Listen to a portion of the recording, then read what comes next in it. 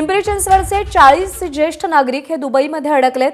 40 ज्येष्ठ नागरिकांच्या कुटुंबियांचे सुटकेसाठी सरकारला साकडं घातलंय त्यांनी। अडकलेल्यांमध्ये माजी नगरसेविका सुमन नेटके यांचाही समावेश आहे।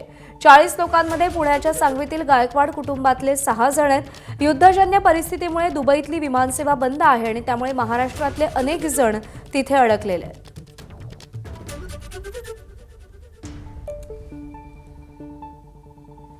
पिंपरी चिंचवडमधील 40 ज्येष्ठ नागरिकांचा ग्रुप हा दुबईमध्ये अडकलेला आहे। दुबईमध्ये सध्या युद्धजन्य परिस्थिती आहे। 25 तारखेला हे सगळेजण दुबईला गेलेले होते आणि आज सकाळी ते भारतात परतणं अपेक्षित होतं। मात्र तिथली परिस्थिती सगळी अशी आहे की सगळी विमानांची उड्डाणं जी आहेत ती रद्द करण्यात आलेली आहेत। तुमच्या घरातले कोण कोण आहे आणि काय परिस्थिती आहे सध्या तिथली? आमच्या घरातले 5 जण आहेत।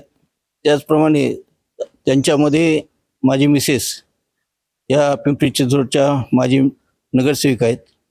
त्याचप्रमाणे त्यांच्याबरोबर आमच्या भागातील विकासनगर किंवा या भागातील कमीत कमी 13 लोक आहेत, महिलांचा ग्रुप आहे। तर या सर्वांना सुखरूप भारत सरकार व महाराष्ट्र सरकारने परत पाठवावे अशी त्यांना विनंती करतो। त्यांच्याशी बोलणं झाले, सकाळीच त्यांचा फोन आला होता।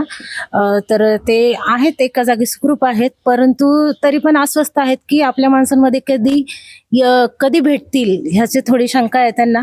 तर भारत सरकारने आपले जे खासदार आहेत मुरलीधर मोहोळ साहेब या ते विमान मंत्री पण आहेत केंद्रीय, तर त्यांनी लवकरात लवकर त्यांना तिकडनं भारतामध्ये आणावे, सुखरूप आणावे एवढी आमची इच्छा आहे। मला अशी अपेक्षा आहे की त्यांनी लवकरात लवकर सगळ्यांना सुखरूप घरी आणावं, कारण आज ते रिटर्न येणार होते, पण या युद्धजन्य परिस्थितीमुळे त्यांचा प्रवास अजून लांबला। आम्हाला सगळ्यांना काळजी लागली आहे की ते कधी येतील आणि भारत सरकारने याची दखल घ्यावी आणि त्यांना सुखरूप घरी आणावे। ठीक आहे, म्हणजे एकंदरीत हे सगळेजण मागणी करतायत भारत सरकारकडं की जे सगळे तिकडं अडकलेले आहेत त्यांना तातडीनं भारतात आणावं आणि त्यासाठी विशेष विमानाची सोय करण्याची वेळ आली तर ती सुद्धा या ठिकाणी करावी, कारण वारंवार दुबईमध्ये हल्ले जे आहेत ते वाढताना दिसत आहेत आणि त्यामुळंच या सगळ्या नातेवाईकांच्या चेहऱ्यावरती आपल्याला तितकीच चिंता वाढताना सुद्धा दिसत आहे।